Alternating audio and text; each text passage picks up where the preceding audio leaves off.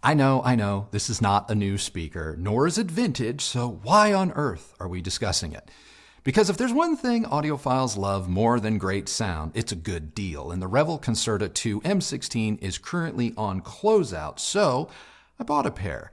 The question is, should you?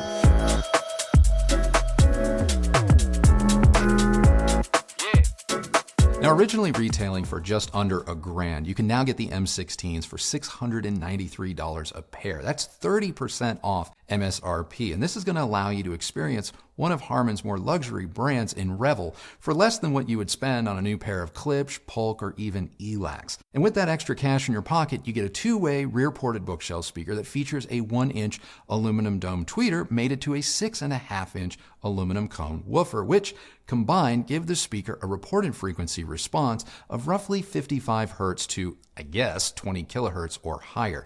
I say guess because Revel doesn't come right out and say what the M16's reported frequency response is. Instead, they opt to say that the low frequency extension is as low as 45 hertz, albeit at negative 10 dB. Sensitivity is rated at 86 dB with a nominal impedance of 6 ohms, meaning the Revels aren't going to be overly taxing on either your amplifier or AV receiver, though if you're coming from a more efficient speaker, one whose sensitivity is rated upwards of say 89 dB or higher, you may find yourself turning things up to match the volume levels of your old speakers. But all in all, nothing too crazy to worry about here. Now, the M16 is an attractive speaker, though it is pretty clear where and how Revel has chosen to save money, which isn't surprising given that this is the brand's entry-level speaker. Now, it comes in one of two finishes, piano gloss black or white, and while gloss paint isn't new or high-end, in my opinion, the M16 is a classically good-looking speaker. It's a bit of a black suit or a little black dress for me. It isn't likely to go out of style. Heck,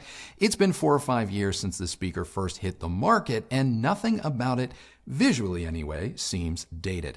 I would have liked to see higher quality binding posts and perhaps a little less plasticky port, but neither of these things really impact performance, so let's move on. Now, setting up a pair of M16s is pretty simple and straightforward. We set them on top of our reference solid steel stands, and they didn't seem all that finicky with respect to placement. But as with any rear-ported speaker, the closer you place it to the wall, the more you're going to perceive extra bass. So if the M16s come off as sounding a little bit light, I just recommend scooting them back towards your front wall until you achieve the bass response that you're after.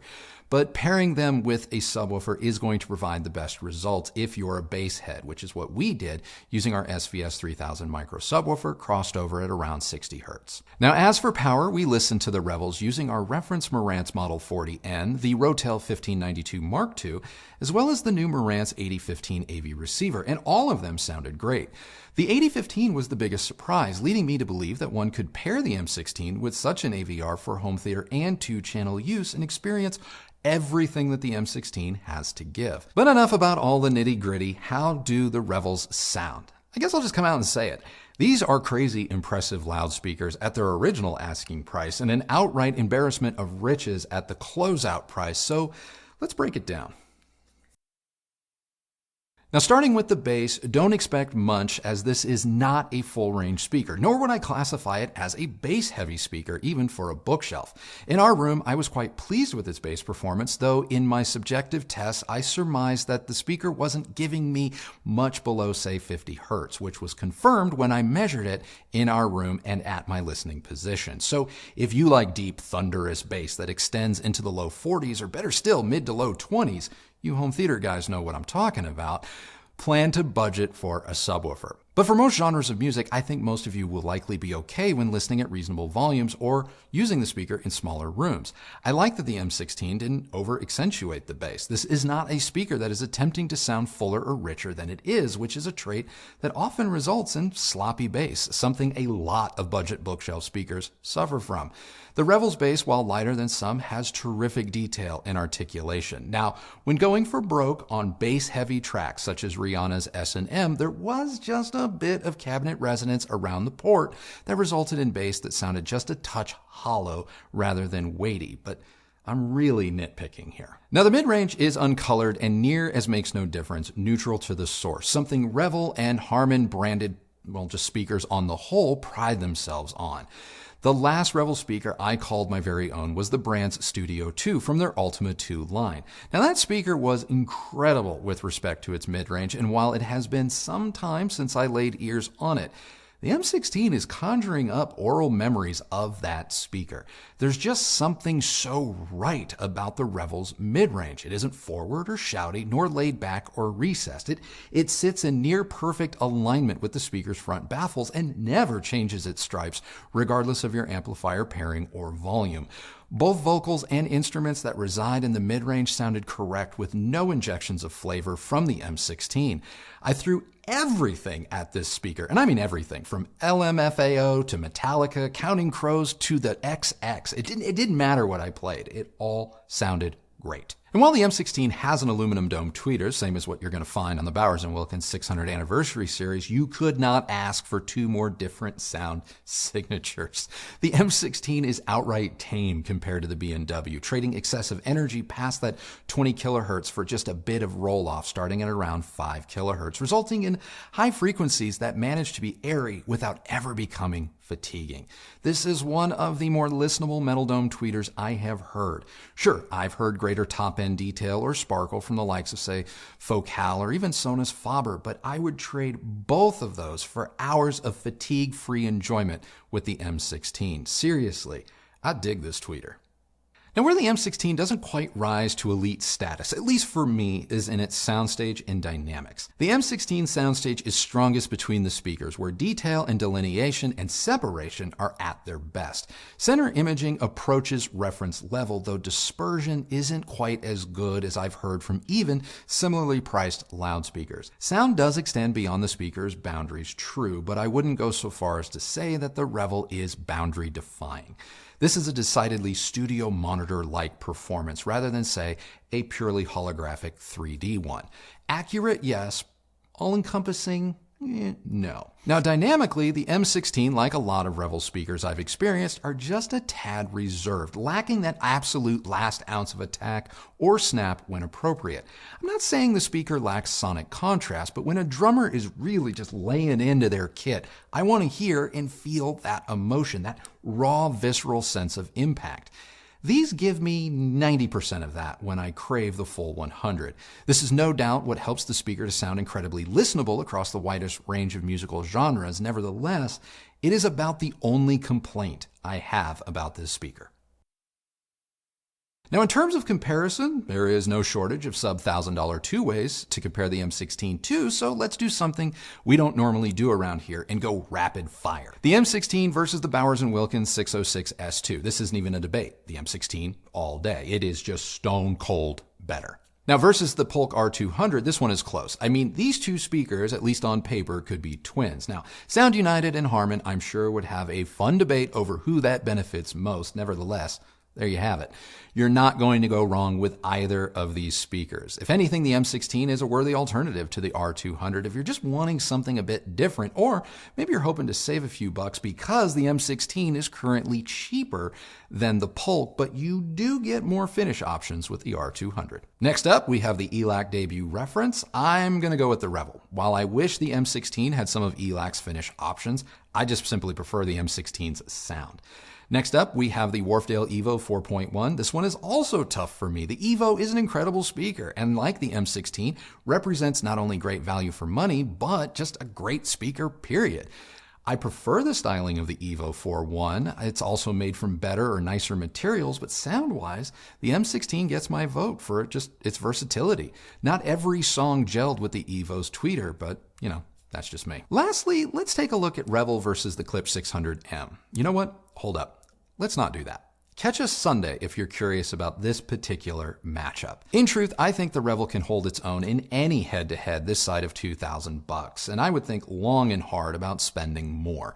Unless you just need more bass or you're looking for a little bit more dynamic snap from a speaker without needing to resort to a sub or buy something with greater efficiency, the M16 is every bit as good as a lot of even higher-end bookshelf speakers. So the only question left is, should you snatch up a pair? Well, if you're on the market for a quality two-way bookshelf speaker under $1,000, I don't know if you can do outright better than the Revel M16. Sure, it's not the newest kid on the block, but the fact that it's 4 or 5 years old and still holds its own, and in some cases even bests. Newer speakers should tell you damn near everything you need to know. I believe these speakers were worth their asking price when new, but they're an outright steal for what you can get them for today. I dig them. So that's it. That is now my take on Revel's not so new M16 bookshelf loudspeaker, but now I wonder what Kristi thought of it. Well, I want to know why we haven't gotten Revel before today. Well, I've had their products before today, but no, we've never had them on the channel. Yeah, I know. I don't know. Like, I don't what's know. up with that? I don't know. I really like them. I have a sinking suspicion I knew that. You did not know that. Well, I did not know that when we bought them, but I think after about 10 minutes of them being in the house, I surmised. Yeah. Ooh, you better stop using those big words, Robinson. I mean, look, I didn't have any basis for comparison. This is my first ever Revel experience. Mm-hmm. But to be honest, I really expected not to like them based on everything that you have ever told me in passing about the brand. Yeah. I mean, I'm not saying that you've ever said anything negative. Oh, God, no. About them. No.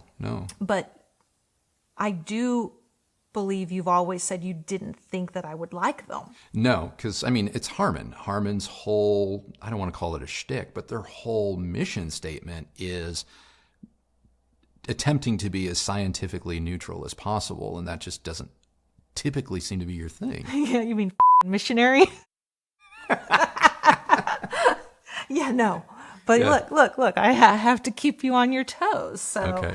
I mean, these are my kind of speakers. Mm-hmm. To me, anyway. I thought they were fast and articulate without too much bass to make things weird. Mm-hmm. They remind me a little bit of my current favorites, at least currently, like in the house, the Sonus Faber Lumina 2s. Mm-hmm. I'm not saying that I mind the look of the Revels. I actually really, really like the matte drivers. Mm-hmm. But looking at their website, I just feel like they could push the boundaries a little bit more in terms of style, but they are not alone in that respect. There's a lot of brands that just, phoning it in when it comes to being more innovative when it comes to like appearance and design. It's funny that you say that, and I'm not saying this to poke at you, because I do know that this is your first ever Revel experience. But if you go back in the Wayback Machine, prior to the Concerta2, the Performa 2, the Ultima 2, back when it was Performa Ultima 1, they had the reputation for the weird styling. Oh. Revel was avant-garde AF, and that is the one thing that I miss dearly about this brand. They had so much pizzazz. I know that's a weird word to use, but there was no mistaking a Revel speaker back in the day. Whereas now, I feel like a lot of brands obviously kind of have this high gloss black or white option, and it doesn't make them as visually special as I believe the brand has been in the past. Well, do you think that is just indicative of how more and more brands end up getting bought by a bigger umbrella company? And yes and no. They actually made this shift before Harman was purchased by Samsung. Oh, okay. And I remember being at CES when like the Ultima 2 line was debuted.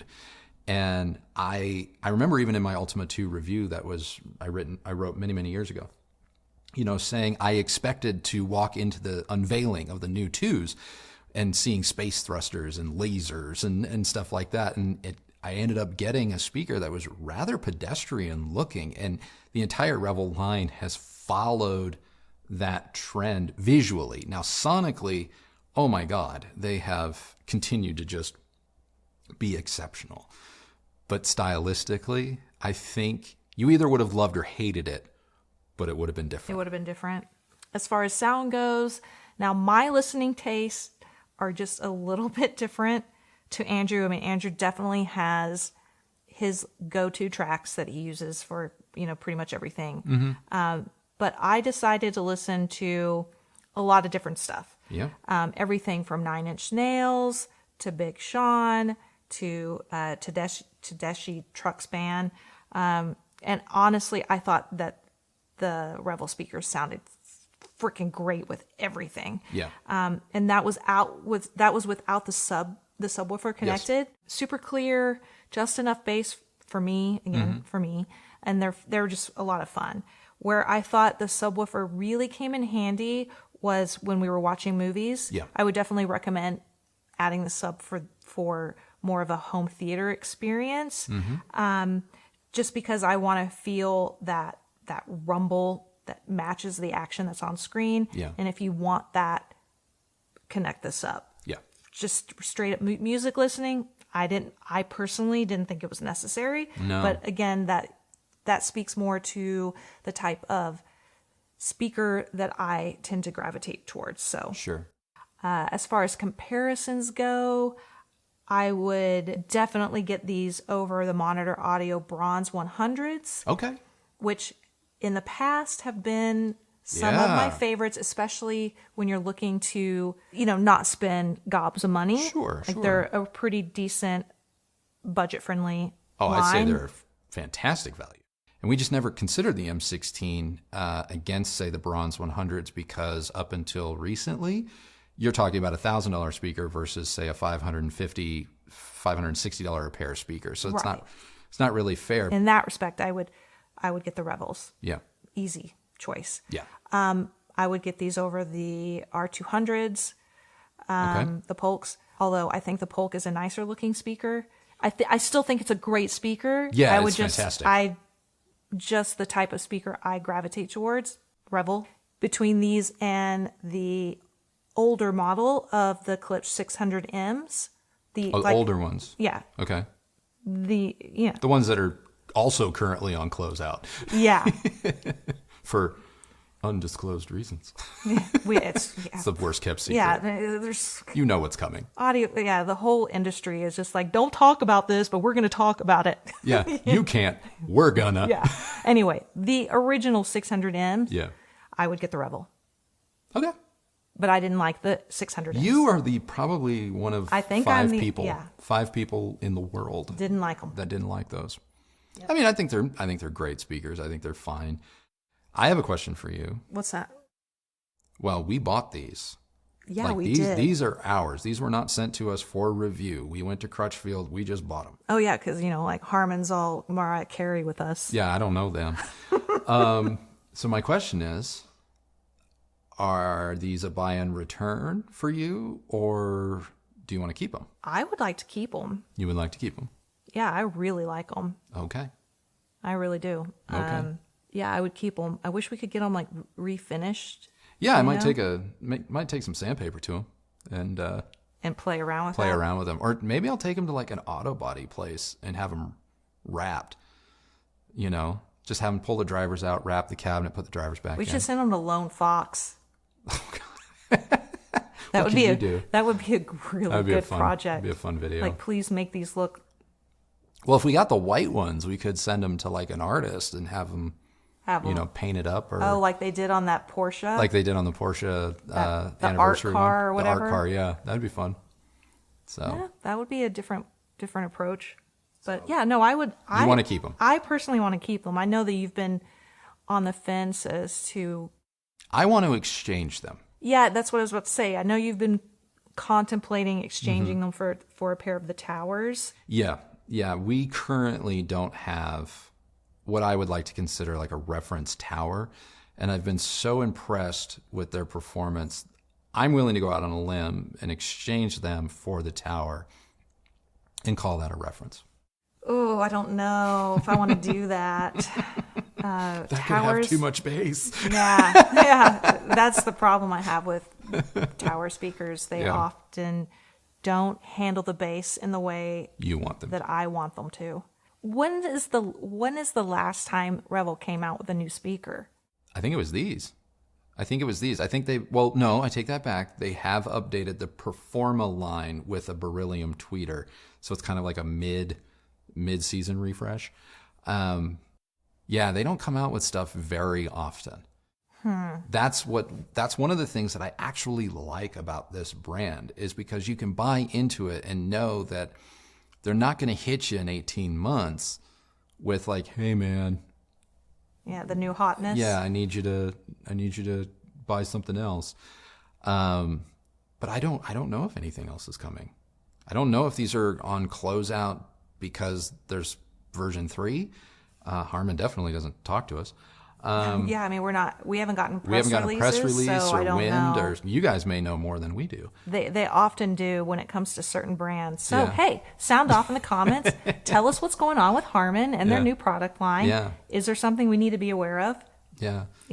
That we'll keep an eye out for. But regardless, these are fantastic. I love them. These are absolutely fantastic. And whether they're 4 or 5 years old or they were brand new, I would feel exactly the same way about them. And I think they are absolutely current and hold their own with anything else that we've heard recently that's just come out. Well, that's it. That is now our review of the Revel Concerta2 M16 bookshelf loudspeaker. I know, it's not new. But what do you guys think? Let us know down in the comments below. And I mean, people can't get new stuff anyway, so. That's another great point. It's like with all the new stuff being promised but being trickled in, why not rush and get something that appears to be in stock, at least as of this recording? Yeah, good point. Yeah, and if it's not, like, if this goes live, it's suddenly they're not available anymore. Don't come for us. Don't at us. We have no control, and frankly, we are just as irritated as every one of you. So, let's just all agree to be cool. Be cool. Well, my question of the day is pretty simple, and that is, well, it's actually kind of twofold. First, what do you think it means that a 4 or 5 year old speaker is still relevant 4 or 5 years later? What does that say about the state of hi-fi? And my second part of the question, if you're a Revel fan, if you've been with the brand for a long time, fill us in. But more importantly, what would you like to see from them next? So whichever question you want to answer it down below. I do have something to sort of tack on to that just entered my mind. Mm-hmm. Does anybody have fear that because it's been so long since they've come out with something new, mm-hmm. Is that more indicative that maybe there's something up with the brand? Like, is it, Is it going away? Is it going away? I mean, especially considering the turnover of, brands getting bought by other brands, different corporations have nothing to do with, Yeah, true. XYZ and. Yeah. That's the thing that I'm in the back of my mind. Would that keep you from buying? Yeah. Would it keep you from? I mean, if it's on sale, I guess I probably wouldn't worry too much about it. But in it being a speaker, it's not like you got to worry about updates and stuff. Yeah, they don't get firmware. That's a good question. All right, so any one of those 3 questions. Take your pick. Take your pick and let us know down below. If you like this video, please do give it a thumbs up, like, and subscribe. Go ahead and ring that bell so that you're notified when new videos come out. Oh, and you can super thanks us. Oh, and you can super thanks us. We got that turned on. Some of you have done that already. Thank you for that. It kind of took either one of us by surprise. We didn't know that was a thing, but thank you. So very much. Speaking of thanks, if you use any of the links that Kristi leaves for you down below, know that is a great way that you have continued to show your support for this channel and the work that we do here. And both of us thank you very much for that. Follow me on Instagram at Recovering Audiophile, and that is it for us today. So remember, the only person who has to like the sound of your system is you. So happy listening, everybody. Thank you so much for watching. We're going to see you on the next video.